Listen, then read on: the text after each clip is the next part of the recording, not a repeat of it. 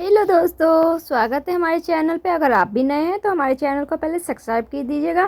फिर कहानी शुरू करते हैं। कहानी का नाम है गिफ्ट।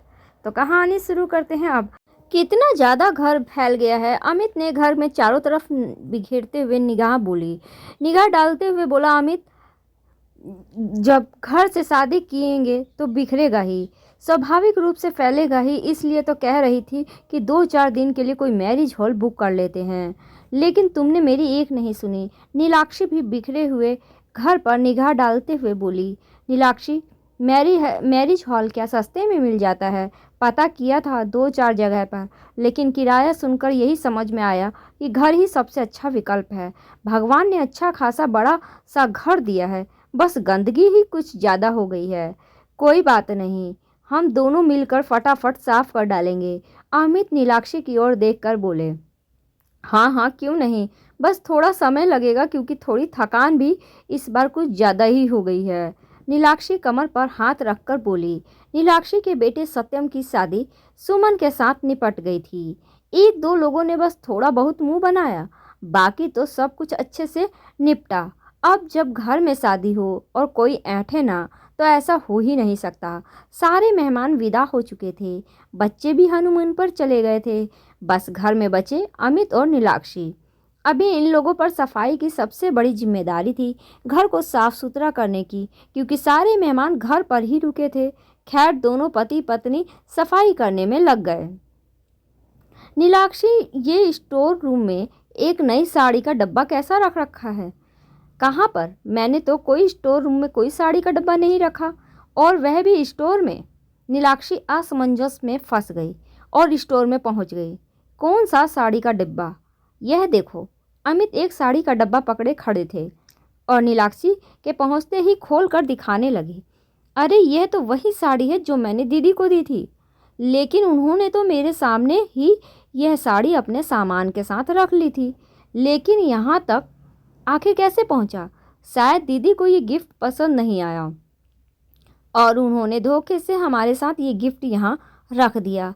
मेरे मनाने पर भी दिखावे के लिए उस समय तो साड़ी अपने सामान में रख ली, लेकिन मौका पाते ही स्टोर में जाकर रखाई होगी। लेकिन नीलाक्षी, एक बात तो बताओ कि दीदी ये साड़ी ले क्यों नहीं रही थी, और फिर लेने के बाद यहाँ छोड़कर क्यों चली गई? अमित ने आश्चर्य से पूछा। उस समय तुम बहुत ही ज़्यादा बिजी थे और मैं तुमको कुछ भी बताकर बिल्कुल भी परेशान नहीं करना चाहती थी। इतना कहकर नीलाक्षी 2 दिन पहले की तरफ लौट गई। सब मेहमानों को साड़ी और साड़ी का सामान देते हुए नीलाक्षी ने अपनी ननद के हाथों में साड़ी गिफ्ट की और मिठाई भी पकड़ा दिया। नीलाक्षी को साड़ी पकड़ाते ही दीदी ने साड़ी का डब्बा खोल लिया। भाभी, यह साड़ी कैसी दे रही हो तुम मुझको? दीदी ने बहुत बुरा सा मुंह बनाते हुए कहा।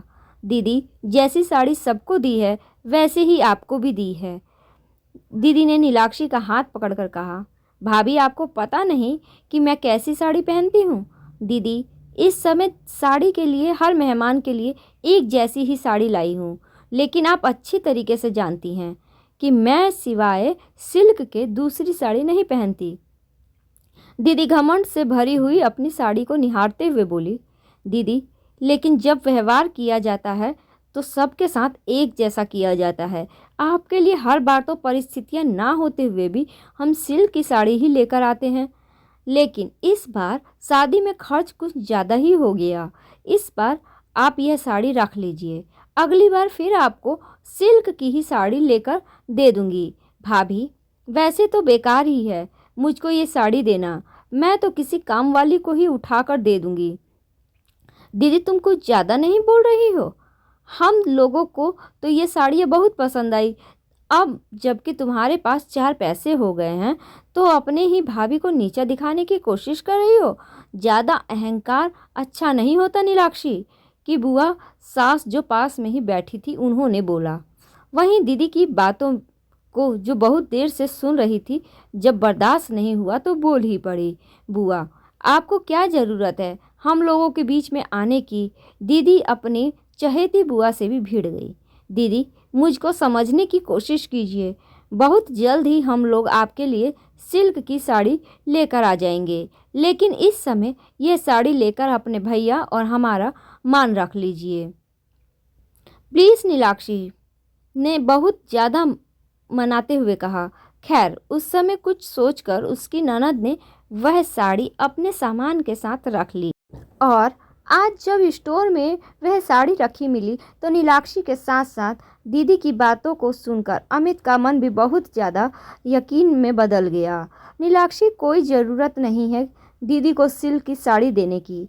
दीदी ज़्यादा पैसे वाली होंगी तो अपने लिए होंगी, जबकि हम एक समय ऐसा था कि दीदी कि हम तीनों भाई ने एक एक पैसे से मदद की है।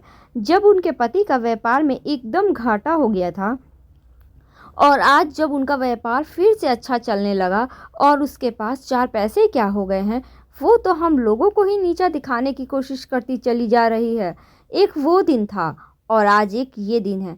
चलो रखो, अभी यह साड़ी उठाकर किसी और को देने के काम आ जाएगी और दीदी की बातों को सोचकर परेशान होने की कोई ज़रूरत नहीं है। हर मेहमान राजी खुशी आता है और राजी खुशी जाता है।